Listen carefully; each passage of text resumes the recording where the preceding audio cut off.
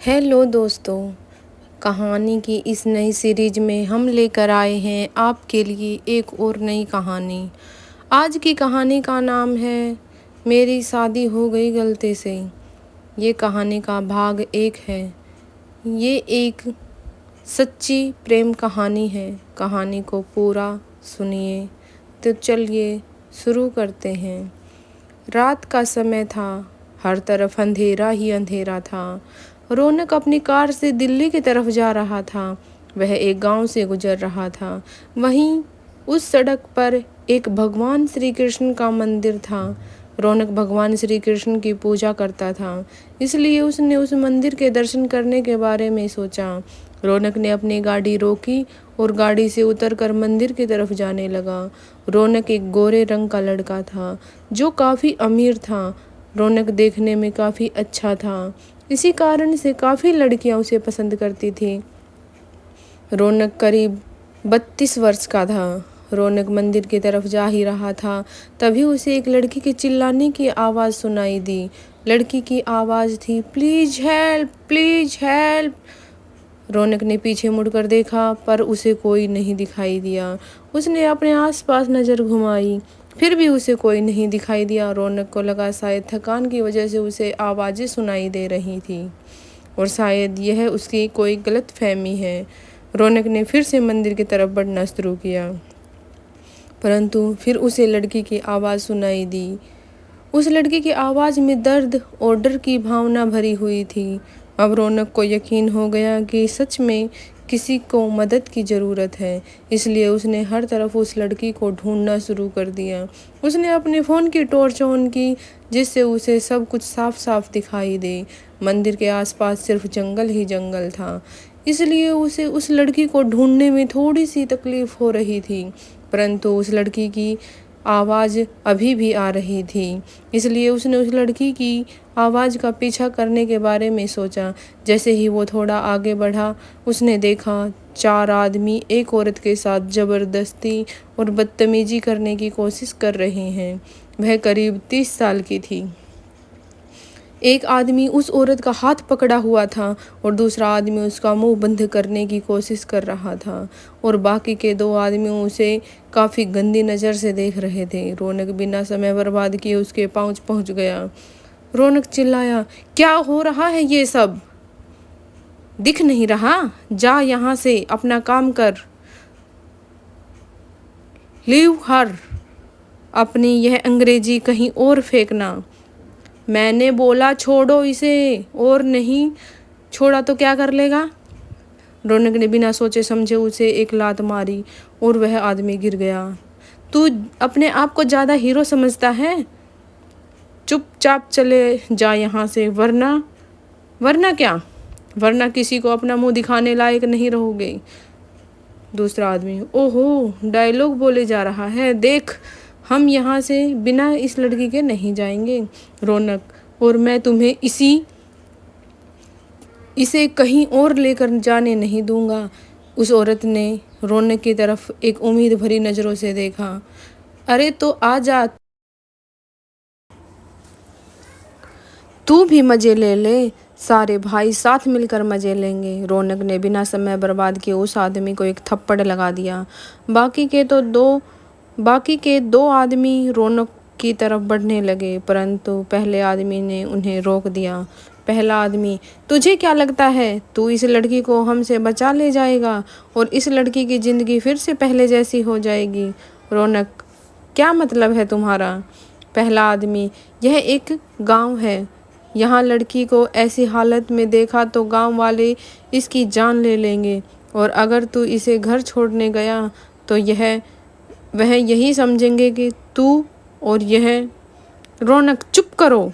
तीसरा आदमी, सच तो यही है कि आज इसकी ज़िंदगी ख़राब होनी ही है, क्योंकि तेरा और इसका कोई रिश्ता नहीं है। और ये क्या जवाब देगी कि इसका तेरे साथ क्या रिश्ता है? वह लड़की यह बातें सुनकर काफ़ी डर गई। रौनक, पर मैं ऐसे ही तुम्हें इसकी ज़िंदगी बर्बाद नहीं करने दूंगा। वह लड़की रोने लगी और वह चारों आदमी हंसने लगे। तीसरा आदमी, देख ले, अभी इसकी ऐसी हालत है तो सोच, अगर तू इसे बचा कर ले गया तो क्या हो जाएगा? जिंदगी तो इसकी बर्बाद हो ही गई है ना। इसको ऐसे फटे हुए कपड़ों में देखकर कौन इसे अपने गांव में रहने देगा। लोग गलत ही सोचेंगे इसके बारे में। रौनक ने कुछ समय सोचा और फिर अपना कोट उतार कर उसमें एक डिब्बी और मंगलसूत्र निकाला। रौनक उस लड़की की तरफ बढ़ा। उसने उसे मंगलसूत्र पहनाया और फिर डिब्बी खोली। डिब्बी के अंदर सिंदूर था। उसने सिंदूर से उस लड़की की मांग भर दी और फिर उसे अपना कोट पहना दिया। वह लड़की आश्चर्य से देखने लगी और बाकी के चारों आदमियों को गुस्सा आने लगा। चौथा आदमी, तुझे क्या लग रहा है कि तू ऐसे ही कोई फिल्मी सीन बनाएगा और हम तुझे इसको लेकर जाने देंगे? दूसरा आदमी, यहाँ कोई नाटक नहीं चल रहा है। तू ऐसे ही शादी कर लेगा और हम मान जाएंगे? रौनक, मैं जानता हूँ कि हमारी शादी नहीं हुई है क्योंकि अभी बहुत सी चीज़ें बाकी हैं, परंतु मैं ऐसे ही इस लड़की की ज़िंदगी बर्बाद नहीं होने दे सकता। इसलिए मुझे जो सही लगा मैंने वह किया। पहला आदमी, अब जो हमें सही लगेगा हम वह करेंगे। फिर चारों आदमी उस लड़की की तरफ बढ़ने लगे, परंतु रौनक बीच में आकर खड़ा हो गया।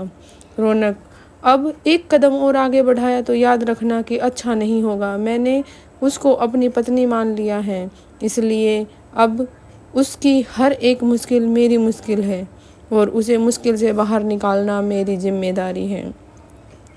पहला आदमी, अभी क्यों इस लड़की के चक्कर में मरने के लिए चले आया है? रौनक, सिर्फ लड़की नहीं है, पत्नी है मेरी। दूसरा आदमी, बहुत हुई तेरी डायलॉगबाजी। वो चारों आदमी रौनक को मारने के लिए आगे बढ़े, पर रौनक ने हार नहीं मानी और अपने मुक्के और थप्पड़ों से उन्हें हरा दिया। वे चार आदमी रौनक को उस लड़की से छुड़ाते हुए वहाँ से भाग गए। वह लड़की रोने लगी। रौनक ने उसकी तरफ देखा। रौनक ने अपने उसके कंधों पर हाथ रखा और वह लड़की यह देखकर डर गई। रौनक, डरो मत, रिलैक्स, कुछ नहीं होगा। वैसे मेरा नाम रौनक है और तुम्हारा नाम क्या है? उस लड़के ने रोते रोते बताया कि उसका नाम सानवी है। रौनक, अब शादी करी है तो नाम तो पता होना ही चाहिए ना। उस लड़की ने रौनक की तरफ आश्चर्य भरी निगाहों से देखा, परंतु रौनक मुस्कुरा दिया। ऋतिक, रौनक, मुझे पता है कि तुम बोलोगी कि शादी कोई मायने नहीं रखती। मैं कोई ज़बरदस्ती नहीं करूँगा तुम्हारे साथ। उन लोगों ने जो बोला सही बोला। मैं जानता हूँ कि गांव में अगर किसी लड़की के साथ ऐसा कुछ हो जाए तो लोग साथ छोड़ देते हैं। इसलिए तुम ही बताओ कि फिर तुम कहाँ जाओगी? तुम बताओ कि क्या कोई तुम्हारा साथ देगा? अगर तुम चाहती हो कि मैं तुम्हारे माँ बाप से बात करूं तो मैं उसके लिए भी तैयार हूँ, परंतु यह मत सोचो कि मैंने यह सब सिर्फ बोलने के लिए किया है। सानवी, मेरे मम्मी पापा नहीं है। मैं आपको इन सब के लिए इसलिए मना कर रही हूँ क्योंकि मैं एक विधवा हूँ और मेरा एक बेटा है 4 साल का। रौनक को आश्चर्य हुआ यह सब जानकर। सानवी, मैं समझती हूँ कि आप एक विधवा से शादी नहीं करना चाहेंगे, इसलिए आप परेशान ना हो। मैं अपनी बेटी को लेकर चली जाऊँगी और वैसे भी मैं इस गांव को छोड़कर हमेशा के लिए जाने वाली ही थी क्योंकि यहाँ के लोग वैसे भी मेरे एक विधवा को जीने नहीं देते। रौनक, नहीं, ऐसी बात नहीं है कि तुम विधवा हो इसलिए मैं तुमसे शादी नहीं करूँगा। तुम्हारा एक बेटा है, मुझे उस बात से भी कोई परेशानी नहीं है क्योंकि मेरी खुद की 2 साल की बेटी है। पर इस पर सानवी आश्चर्यचकित थी। आओ मंदिर में बैठकर बातें करते हैं। फिर दोनों मंदिर की तरफ गई और वहीं सीढ़ियों पर बैठकर बातें करने लगे। रौनक, तो तुम यहाँ क्या कर रही हो? सानवी की आंखों में आंसू आ गए यह सवाल सुनते ही। रौनक, रिलैक्स, नहीं बताना तो मत बताओ, लेकिन रोना मत। सानवी, ऐसी कोई बात नहीं है। हम 2 दिन पहले ही यहाँ आए। मैं दिल्ली में रहती थी अपने पिता के साथ, परंतु उनका 1 हफ्ते पहले ही एक्सीडेंट हो गया और वो रोने लगी। रौनक ने उसके कंधों पर हाथ रखा और उसे सांत्वना दी। सानवी, मेरे पास कोई जगह नहीं थी जाने के लिए। मेरे पति आयुष और मेरी लव मैरिज हुई थी, इसलिए उनके घर वालों ने हमसे अपने सारे रिश्ते ख़त्म कर दिए थे बहुत पहले ही। और मैं अनाथ हूँ। मेरे दादाजी इसी गांव में रहते हैं, इसलिए मैं 2 दिन पहले यहाँ आ गई, यह सोचकर कि कोई अपना हो या ना हो, परंतु मेरे अपने दादाजी तो अपनाएंगे। मैं यहाँ शायद कभी नहीं आती, परंतु उनके बेटे के चक्कर में आई। दादाजी बहुत नाराज़ थे मुझसे, क्योंकि मैंने लव मैरिज करी जो कि इस गांव के नियमों के विरुद्ध थी, और इसलिए उन्होंने मुझे घर से बाहर निकाल दिया। मेरी एक बचपन की सहेली इसी गांव में है, उसने मुझे अपने घर रहने दिया, परंतु उसके घर वाले इस बात से खुश नहीं थे। उन्होंने मुझे तो कुछ नहीं कहा, परंतु मैंने उनकी बातें सुन ली थी। मैं परेशान थी, क्योंकि मुझे समझ में नहीं आ रहा था कि मैं कहाँ जाऊँ और क्या करूँ। मेरा बेटा सो रहा था, तो मैं उसे सोता छोड़कर यहाँ आ गई कुछ समय के लिए, क्योंकि मैंने सोचा जिसका कोई नहीं होता उसका भगवान होता है। और फिर जो कुछ हुआ वो आपने देखा ही है। सानवी अभी रो रही थी, परंतु उसका मन अब थोड़ा शांत था, क्योंकि अब वह सब बोल पा रही थी, उसके दिल में था। रौनक: अच्छा, वैसे तुम्हें देखकर लगता है कि तुम पढ़ी लिखी हो। सानवी: हाँ, मैं पढ़ी लिखी हूँ, मैं जॉब कर सकती हूँ, परंतु मैं अपने बेटे के चक्कर में जॉब नहीं कर सकती, क्योंकि अगर मैं जॉब पर गई तो उसका ध्यान कौन रखेगा और हम कहाँ रहेंगे, क्योंकि जिस घर में हम रहते थे वह मेरे पति के माँ बाप के नाम है। जब तक मेरे पति साथ थे तब तक वह अपने माँ बाप को हर महीने उस घर का किराया देते थे, परंतु पति के चले जाने के बाद उनके माता पिता ने मुझे और मेरे बेटे को उनके घर से चले जाने के लिए कह दिया। रौनक: हे भगवान, दुनिया में कैसे अजीब लोग हैं जो अपने पोती बेटे बहू को साथ ऐसा व्यवहार करते हैं। सानवी: गलती उनकी नहीं है, मेरी तो किस्मत ही ऐसी है। पहले माँ बाप का साथ छूटा, फिर पति का जिंदगी में, और उनके साथ उनके माँ बाप की नफ़रत भी आई। जैसे तैसे सब सही चल रहा था, तो हमारी ज़िंदगी में हमारा बेटा आया, परंतु फिर मेरे पति मुझे छोड़कर चले गए, और आज जो होने वाला था उसके बाद तो शायद ज़िंदगी भी। सानवी रोने लगी। रौनक: परेशान मत हो, मैं हूँ तुम्हारे और तुम्हारे बेटे के साथ। सानवी: नहीं नहीं, मैं आपके ऊपर बोझ नहीं बनना चाहती। मैं अपने और अपने बेटे को के लिए कुछ न कुछ कर ही लूँगी। रौनक: देखो सानवी, तुम मेरी पत्नी हो अब से। माना हमने वह 7 फेरे नहीं लिए और बहुत सी रस्में नहीं करी, परंतु मैंने जब तुम्हारा मांग में सिंदूर भरा था और तुम्हें मंगलसूत्र पहनाया था, तब यह नहीं सोचा कि तुम मुझ पर बोझ बनोगी, और ना ही आप तुम्हारे बेटे को जानकर मुझे कुछ गलत लगा, बल्कि मुझे अब अपने फैसले पर खुशी हो रही है। सानवी: पर रौनक: सानवी, अपनी ना सोचो, पर कम से कम अपने बेटे की तो सोचो, उसके भविष्य की सोचो। तुम कहाँ जाओगे? बेशक यह सब जल्दी में हुआ हो, परंतु मैं वादा करता हूँ कि मैं तुम्हें कभी इन चीज़ों से दुख नहीं पहुँचाऊँगा। सानवी कुछ सोचने लगी। रौनक: कहीं तुम ऐसा तो नहीं सोच रही कि मेरी बेटी है और तुम्हें उसी बात से दिक्कत हो रही हो? तो मैं पहले ही बता देना चाहता हूँ, तुम्हारी जिम्मेवारी नहीं है। जैसे वह अभी खुश रह रही है और मेरे परिवार के सदस्य उसका ध्यान रख रहे हैं, वैसे ही आगे भी उसका उसी तरीके से ध्यान रखा जाएगा। और हाँ, मैं तुम्हारे बेटे और उसमें कोई फ़र्क नहीं करूँगा। सानवी: नहीं, मैं ऐसा कुछ नहीं सोच रही, बल्कि मैं हमेशा से एक बेटी चाहती थी, और मुझे खुशी है कि मेरी इच्छा पूरी हो गई और मुझे बेटी मिल गई। और अब तक आपने जो कहा और किया, उसके बाद मुझे थोड़ा भी शक नहीं कि आप मेरे बेटे और अपनी बेटी में फ़र्क करेंगे। मैं आपकी फैमिली के बारे में सोच रही हूँ। मेरा मतलब है कि आपके माता पिता। रौनक थोड़ा गुस्से में बोला, उनके बारे में मत सोचो, वह तुम्हें अपनी बहू मान लेंगे और अगर नहीं भी माना तब भी मैं उनको मानना ही पड़ेगा। सानवी, नहीं प्लीज़, आप मेरी वजह से अपने माता पिता के खिलाफ मत जाना, क्योंकि मेरे पति के साथ शादी करने के बाद मैंने देख लिया है।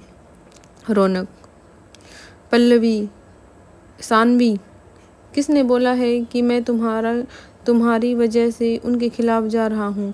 अच्छा छोड़ो यह सारी बातें, मैं तुम्हें कुछ बताना चाहता हूँ। तुमने सब बता दिया अपनी ज़िंदगी के बारे में, अब मेरी बारी। सानवी ने सिर हिलाकर हाँ का इशारा किया। रौनक, सानवी, जैसा कि मैंने बताया कि मेरी एक बेटी है 2 साल की, जिसका नाम सिया है। मेरी पत्नी और मेरा डिवोर्स हो गया था। मैं दिल्ली रहता हूँ और किसी काम की वजह से हरियाणा आ गया था और वहाँ से ही आ रहा हूँ। सानवी ने रौनक की सारी बातें ध्यान से सुनी। रौनक, तुम पूछोगी नहीं कि मेरा डिवोर्स क्यों हुआ? सानवी, नहीं, क्योंकि मेरी आपसे जितनी भी बात हुई उससे पता चल रहा है कि आप एक अच्छे इंसान हैं, तो शायद कोई बड़ा कारण रहा होगा इसके पीछे, और अगर आप खुद नहीं बता रहे तो मैं नहीं पूछूंगी कभी भी, क्योंकि वैसे भी आप मेरे लिए इतना कुछ कर चुके हैं। रौनक, मैं कुछ नहीं कर रहा हूँ, आगे से कभी यह बात मत बोलना। यह शायद हमारी किस्मत में था कि हम मिले, शायद इस सब में मेरी सिया को माँ और तुम्हारे बेटे को पिता का प्यार मिल जाएगा।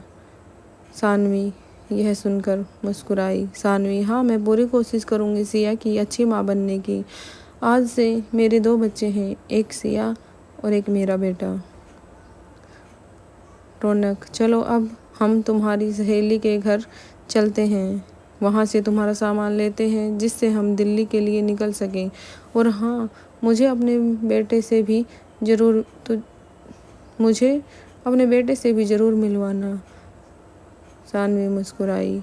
वह दोनों कार में जाकर बैठ गए और फिर सानवी ने ऋतिक को अपनी सहेली के घर का रास्ता बताया और वहाँ पहुँच गए। इस कहानी का पहला भाग यहीं समाप्त होता है। अगर आप इस कहानी को आगे भी सुनना चाहते हैं तो इस चैनल पर बने रहें। धन्यवाद।